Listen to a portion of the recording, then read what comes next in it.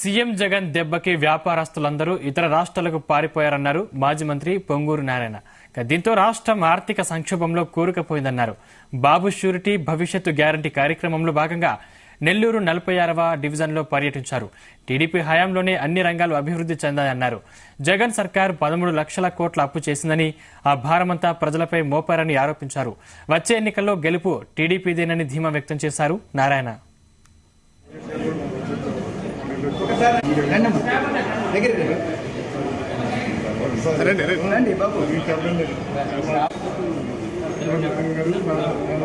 Cycle గుర్తుకేసండి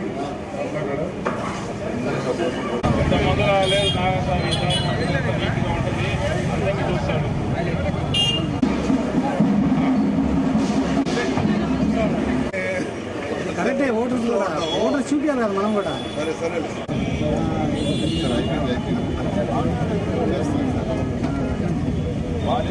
time తక్కువ ఈసారి train ఉంది, బ్రహ్మాండంగా చేస్తున్నారు.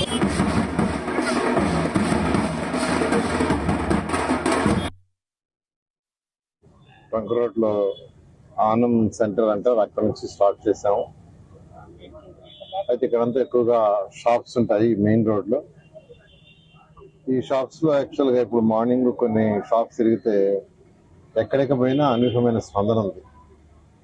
స్పందన అంటే వాళ్ళు ఒకటే మాట్లాడేది, సార్ తెలుగుదేశం హయాంలో ఎంతో డెవలప్ చేశారు నెల్లూరు అంటే.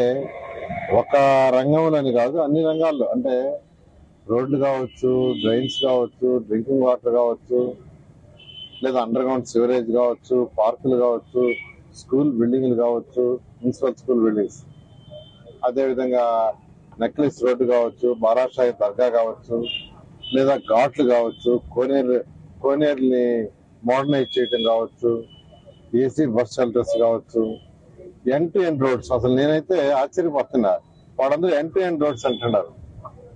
ఆ రోజు ఎండ్ టు ఎండ్ రోడ్స్ అనేది ఏంటంటే, దుమ్ములేని నెల్లూరు సిటీని చేయాలంటే ఎండ్ టు ఎండ్ రోడ్స్ ఉండాలి.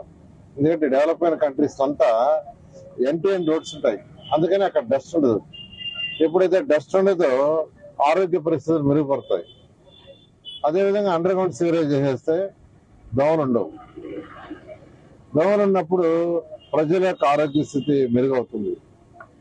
అదేవిధంగా తాగే వాటర్ క్లీన్ వాటర్ అయితే ఆరోగ్య పరిస్థితి మెరుగవుతాయి. అందుకని సంగం బ్యారేజ్ నుంచి 37 కిలోమీటర్ల నుంచి పైప్ లైన్ వేసి